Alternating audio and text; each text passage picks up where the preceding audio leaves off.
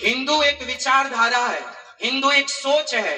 अहिंसा ही परमो धर्मः, जहां अहिंसा की बात होती हो वो हिंदू है। मिट गए, यदि मिटने से बचना है तो संगठन जरूरी है, संगठित संगठन होना जरूरी है। और संगठन तब संभव है जब हम ये भूल जाएंगे कि हम ब्राह्मण, संगठन तब संभव है जब हम भूल जाएंगे कि हम क्षत्रिय हैं, संगठन तब संभव है जब हम भूल जाएंगे कि हम वैश्य हैं, और संगठन तब संभव है जब हम भूल जाएंगे कि शूद्र है। सब एक सुर में कहें, हम ब्राह्मण नहीं, क्षत्रिय नहीं, वैश्य नहीं, शूद्र नहीं, हम हिंदू हैं, हम राम के हैं, हम कृष्ण के हैं। बस एक ही पहचान, एक ही बात कहनी है, हम सनातनी हैं और हम भगवान राम के चरणों की धूल हैं, श्री हनुमान जी के चरणों के दास हैं।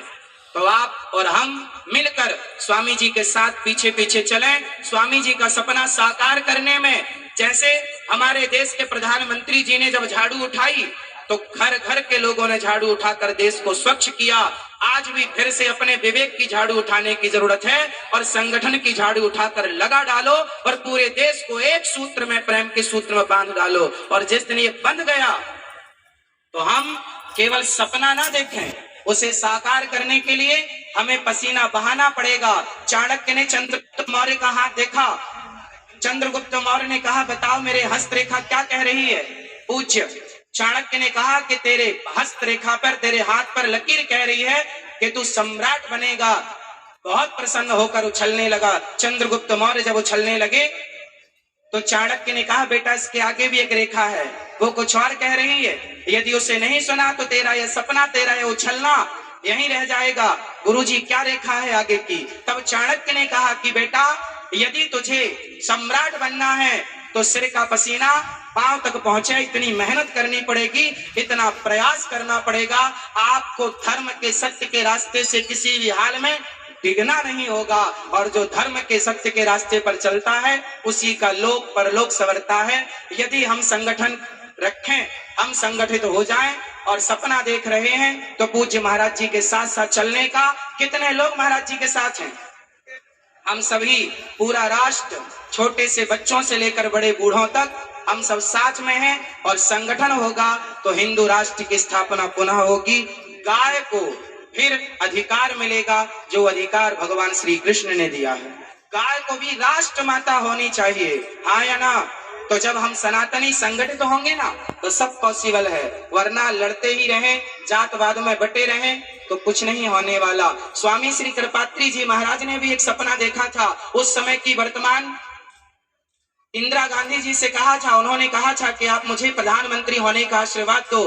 पूज्य महाराज श्री ने कहा था कि मैं आशीर्वाद तो दूंगा पर गाय को राष्ट्र माता घोषित करनी पड़ेगी। पर वो जीतने के बाद वायदे भूल जाते हैं और हम इसलिए पीछे हो जाते हैं कि हम संगठित नहीं हो पाते। मूल जड़ है संगठन। जहां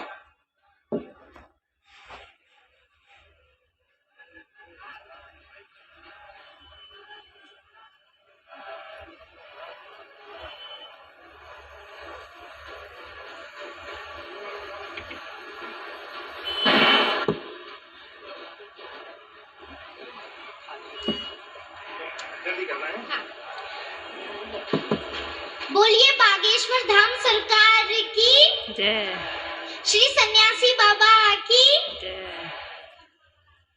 मैं सर झुकाने के लिए आई हूँ, प्यार पाने के लिए आई हूँ। खींच लाई है बागेश्वर धाम की भक्ति, अपने कष्ट मिटाने के लिए आई हूँ।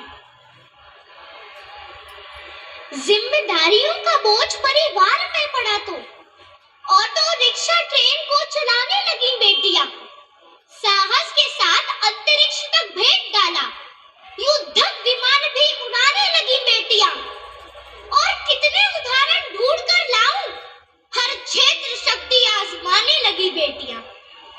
वीरों की शहादत पे अर्थी को कांधा देके अब शमशान तक जाने लगी बेटियां। घर में पटाखे हाथ रहती है माँ के साथ, पिता की समस्त बाधा हरती है बेटियां। दो लफ्ज बोलने से पूर्व सोचती है खूब, मन में सहमती है, डरती है बेटियां। बेटे हो उद्दंड भले, बेटे हो उद्दंड भले आपका दुखा दे सह के भी धैर्य धरती हैं बेटियां। प्रश्न ये ज्वलनशील सबके लिए है आज, नित्य प्रति कोख में क्यों मरती हैं बेटियां? वाह, नित्य प्रति कोख में क्यों मरती हैं बेटियां? हाँ, मैं भी बेटी हूँ। मत मारो मुझे कोख में लोगों, मत मारो मुझे कोख में लोगों। इस धरती पर आने दो, मुझसे मेरा हक ना छीनो, कुछ करके दिखलाने दो। पढ़ लिख कर परिवार का मैं भी यूं सम्मान बढ़ाऊंगी। बेटी हूं तो क्या बेटों से ज्यादा फर्ज निभाऊंगी।